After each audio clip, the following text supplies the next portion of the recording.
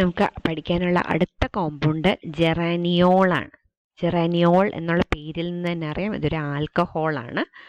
ഇതിൻ്റെ general formula C10H18O ആണ്. അപ്പം നേരത്തെ സിട്രാലിൻ്റെത് C10H16O ആയിരുന്നു, ഇത് C10H18O. ഇതിൻ്റെ പേര് 3,7-dimethyl 2,6-octadiene-1-ol. മറ്റേതുമായിട്ട് ഒരൊറ്റ വ്യത്യാസമേ ഉള്ളൂ, 1-ol എന്നും കൂടെ ചേർത്തിട്ടുണ്ട്. എന്തുകൊണ്ടാണത്? ഫസ്റ്റ് കാർബൺ ആറ്റത്തിലാണ് ഈ ആൽക്കഹോൾ CH2OH ഗ്രൂപ്പ് ആഡ് ചെയ്തിരിക്കുന്നത്. അതുകൊണ്ടാണ് ഇതിനെ 1-ol എന്ന് പറഞ്ഞിരിക്കുന്നത്. It is a monoterpenoid alcohol. ഒരു ആൽക്കഹോളാണ് monoterpenoid alcohol. It is the primary component of rose oil, palmarosa oil and citronella oil. ഈ റോസ്, പാം റോസ, സിട്രനെല്ല ഈ പ്ലാന്റ്സിൻ്റെയൊക്കെ ഓയിലിൽ നിന്നാണ് നമുക്ക് ജെറാനിയോൾ എക്സ്ട്രാക്ട് ചെയ്യാൻ പറ്റുന്നത്. It is a colourless liquid, pleasant rose like odour. Colourless ലിക്വിഡാണ്, നല്ല റോസിൻ്റെ സ്മെല്ലാണ് ജെറാനിയോളിനുള്ളത്. It is insoluble in water, soluble in ethanol. വാട്ടറിൽ ഇൻസോലിബിൾ ആണ്, ഓർഗാനിക് സോൾവെൻറ്റിലാണ് സോലിബിൾ ആയിട്ടുള്ളത്. This also exhibits geometrical isomerism. അപ്പോൾ ഇതിനകത്തൊരു പ്രത്യേകതയുണ്ട്. ട്രാൻസ്ഫോമിനെ ജെറാനിയോൾ എന്നും സിസ് ഫോമിനെ നീറോൾ എന്നും വിളിക്കും. അപ്പോൾ നമ്മൾ നേരത്തെ സിട്രാലിൻ്റെ ട്രാൻസ്ഫോമിനെ ജെറാനിയാൽ എന്ന് വിളിച്ചു. അപ്പോൾ ജെറാനിയോൾ ട്രാൻസ്ഫോം തന്നെയാണ്. അപ്പോൾ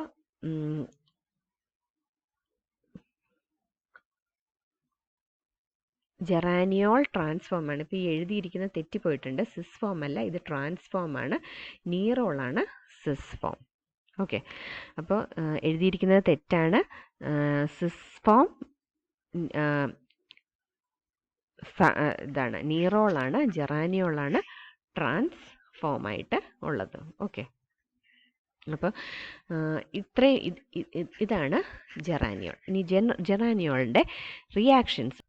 ടെക്സ്റ്റ് ബുക്കിൽ ജെറാനിയോളിൻ്റെ റിയാക്ഷൻസ് ആണ് ഓക്സിഡേഷൻ.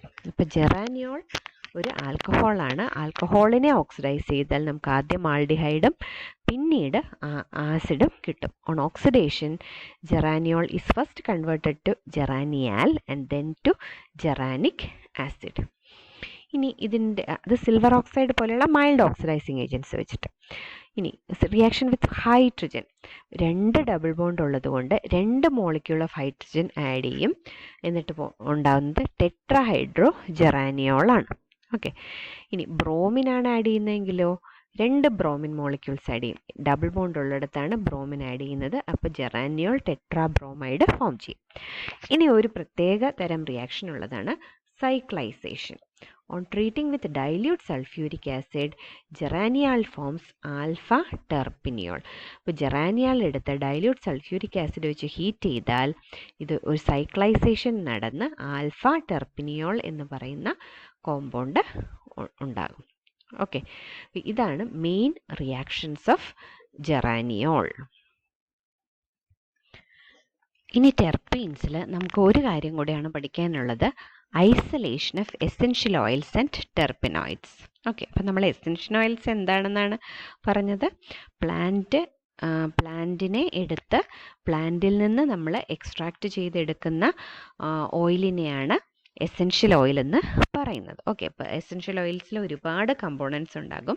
ആ കമ്പോണൻറ്റിൽ നിന്ന് എങ്ങനെയാണ് ടെർപ്പീനെ ഐസൊലേറ്റ് ചെയ്തെടുക്കുന്നത്? നിങ്ങളുടെ ടെക്സ്റ്റ് ബുക്കിലുള്ള കാര്യമാണ്. Plants containing essential oils usually have the greatest concentration at some particular time. അപ്പോൾ ഒരു പ്ലാന്റിൻ്റെ ഒരു എക്സ്ട്രാക്റ്റ് എടുത്തു കഴിഞ്ഞാൽ അതിനകത്ത് എസെൻഷ്യൽ ഓയിൽ കൂടുതലായിട്ടുണ്ടാകുന്ന ഒരു പർട്ടിക്കുലർ ടൈമാണ്. Example jasmine at sunset.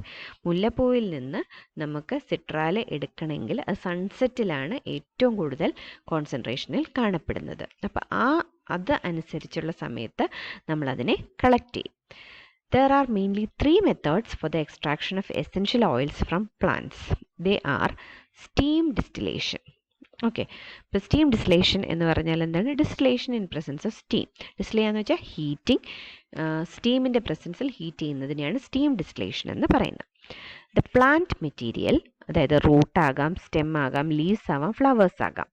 Is macerated and then steam distilled എന്ന് വെച്ചാൽ എന്താണ്? മാസറേറ്റഡ് എന്ന് പറഞ്ഞാൽ ഇടിച്ച് പിഴിഞ്ഞെടുക്കുക. എന്നിട്ട് ഈ പിഴിഞ്ഞെടുത്ത സാധനം ബോയിൽ ചെയ്യും in presence of steam. The steam distillate is separated, the aqueous layer is saturated with salt and extracted with purified solvents such as light petroleum, benzene, etc. അപ്പം നമുക്കറിയാം ഈ പറയുന്ന ടെർപീൻസ് എല്ലാം തന്നെ വാട്ടറിൽ ഇൻസോലിബിളും ഓർഗാനിക് സോൾവെൻസിൽ സോലിബിളുമാണ്. അപ്പോൾ ഈ സ്റ്റീം ഡിസ്റ്റിൽ ചെയ്യുമ്പോൾ ഈ ലിക്വിഡായിട്ടുള്ള കമ്പോണൻറ്റ്, അതായത് ഓർഗാനിക് കമ്പോണൻറ്റ് മാത്രമായിട്ട് നമുക്ക് ലിക്വിഡ് ആവാം, സോളിഡ് ആവാം, ആ കമ്പോണൻറ്റ് മാത്രമായിട്ട് നമുക്ക് സെപ്പറേറ്റ് ചെയ്തെടുക്കാൻ പറ്റും. പല പല ലെയേഴ്സായിട്ട് സെപ്പറേറ്റ് ചെയ്ത് കിട്ടും. അപ്പം ഇങ്ങനെ കിട്ടുന്നതിൽ അക്വസ് ലെയർ എടുക്കുക, വെള്ളമായിട്ട് മിക്സ് ചെയ്ത ലെയർ എടുക്കുക, അതിനെ സോൾട്ട് വെച്ച് സാച്ചുറേറ്റ് ചെയ്യുക. സോൾട്ട് വെച്ച് സാച്ചുറേറ്റ് ചെയ്യുമ്പോൾ എന്താ സംഭവിക്കുന്നത്? നമ്മുടെ കോമ്പൗണ്ട് ഇൻസോലിബിൾ ആയതുകൊണ്ട് അക്വസ് ലെയറിൽ നിന്ന് പ്രസിപ്പിറ്റേറ്റഡ് ആകും. ആ പ്രസിപ്പിറ്റേറ്റ് ചെയ്ത സാധനം സോൾവെൻസ്, ബെൻസീൻ, ഓർഗാനിക് സോൾവെൻസുമായിട്ട് മിക്സ് ചെയ്യുമ്പോഴത്തേനും നമ്മുടെ എസെൻഷ്യൽ ഓയിൽ ആ ഓർഗാനിക് ലെയറിലേക്ക് പോകും. The mixture of oil and the solvent is dried and the solvent is removed by evaporation under reduced pressure to get the essential oil. ഈ ഓയിലും സോൾവെൻറ്റിൽ oil dissolve ചെയ്തിരിക്കുന്നത് എടുക്കുക, അതിനെ solvent evaporate ചെയ്ത് കളയുക. ഈ ഓർഗാനിക് സോൾവെൻറ്റ്സ് എല്ലാം തന്നെ പെട്ടെന്ന് ഇവാപ്പറേറ്റ് ചെയ്ത് പോകും. അങ്ങനെ ഇവാപ്പറേറ്റ് ചെയ്ത് കഴിയുമ്പോൾ പിന്നെ തിരിച്ചു കിട്ടുന്നതിനെയാണ് നമ്മൾ എസെൻഷ്യൽ ഓയിൽ എന്ന് പറയുന്നത്. ഇനി അടുത്ത പ്രോസസ്സ് സോൾവെൻറ്റ് എക്സ്ട്രാക്ഷൻ ആണ്. സ്റ്റീം ഡിസ്റ്റിലേഷൻ ആകാം, അതല്ലെങ്കിൽ സോൾവെൻറ്റ് എക്സ്ട്രാക്ഷൻ. സോൾവെൻറ്റ് എക്സ്ട്രാക്ഷൻ എന്താ? ഈ ഇടിച്ചു പിഴിഞ്ഞെടുത്ത സാധനമല്ലേ, അത് ഡിസ്റ്റിൽ ചെയ്യാതെ ഡയറക്റ്റ്ലി സോൾവെൻറ്റ് ആഡ് ചെയ്യുക. The plant material is extracted directly with the solvents like ether or light petroleum at room temperature. The filtered extract is evaporated under reduced pressure when oil is left as the residue.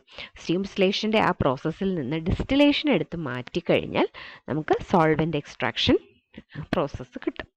അടുത്തതാണ് എൻഫ്ലൂറേജ് process. ഫാറ്റിൻ്റെ ഹെൽപ്പോടുകൂടി extract ചെയ്യുന്ന പ്രോസസ്സിനെയാണ് എൻഫ്ലൂറേജ് process എന്ന് പറയുന്നത്. This method is used for the extraction of essential oils from flowers. ഫ്ലവേഴ്സിൽ നിന്ന് essential ഓയിൽസിനെ extract ചെയ്യാൻ use ചെയ്യുന്ന പ്രോസസ്സാണ് എൻഫ്ലൂറേജ്. The flower petals are spread over molten layer of fat. അപ്പോൾ ആദ്യം ഇപ്പോൾ റോസ് ആണെങ്കിൽ റോസ് എടുത്തു, ആ റോസ് എടുത്തിട്ട് അത് ഒരു ഫാറ്റ് ലെയർ, ഫാറ്റ് എന്ന് പറഞ്ഞാൽ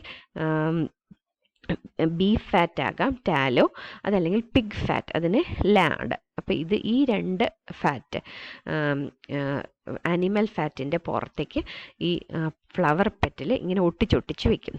അപ്പോൾ എന്ത് സംഭവിക്കുമെന്ന് അറിയാമോ?